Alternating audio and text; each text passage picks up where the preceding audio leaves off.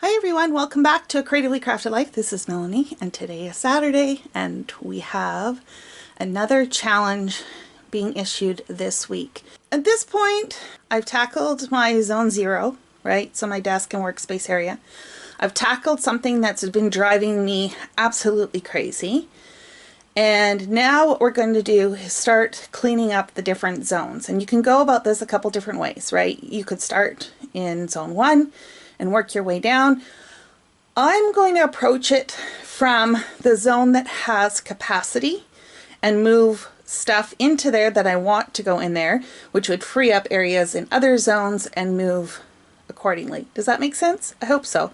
So what you see here is my closet, and my closet I deemed as zone 3 and 4, and up here I have capacity. I have a number of these iris containers that are empty, and I don't actually go all the way to the roof.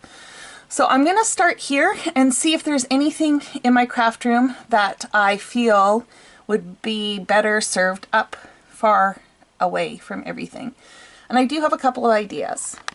So the first is this section here that has all of my travel containers, if you will. So these are things if I go to a crop, I don't need them to be at this level in this spot. So I think if I can put these in a bin or a box and tack them up there, that's still readily available when I need them, but not in prime real estate. I also have this 8.5 by 11 cardstock here, and I'm not sure if I want to move these or not. I haven't quite decided yet, but I don't access these. I mean, they've been here for 9 years, which is when I moved into this craft room, and I think I've maybe taken one paper pad out in all that time. So I'm thinking maybe I can stack them vertically instead of horizontally and just kind of tuck them in a corner out of the way and go from there. That would free up quite a bit of counter space here, which would definitely be more prime real estate. I also have a ton of re-inkers and stuff down here. Again, I don't access them at all that often, so maybe that's something that would be better served up in the top. What else do I have? So down here I have 2 bins. One is full of empty albums, mini albums, kits like that. They're not big albums, just smaller. And then that is surplus supplies.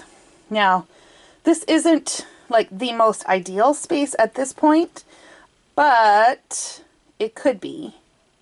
And so maybe that's something else I want to consider moving up there. And then I'm going to show you one other thing. On this bookshelf, I have a lot of travelers' notebooks and other notebooks and journals and stuff down there. I really don't need that many out. So I think I could put some of those maybe in some of the empty iris bins and just keep a couple out for when I need them. Now, down at the bottom, I have Project Life cards, and this is like a miscellaneous metal embellishments. It's not, to me, that's actually zone 4 because I always have a cart in front of it, so I probably won't touch that. It's more these 2 shelves here. So that sounds like a lot, and I don't know that I have that much space in the upper closet, but who knows? We'll see how far I get. Challenge for this week is to start working on a zone that perhaps has capacity so that you can free up capacity in other zones and go accordingly. Okay? Don't forget to let me know below what you're tackling this week. And if you join the Facebook group, bring the discussion over there. We'd love to hear from you. I usually do an update on Wednesdays, so look for that. And until next time, happy organizing.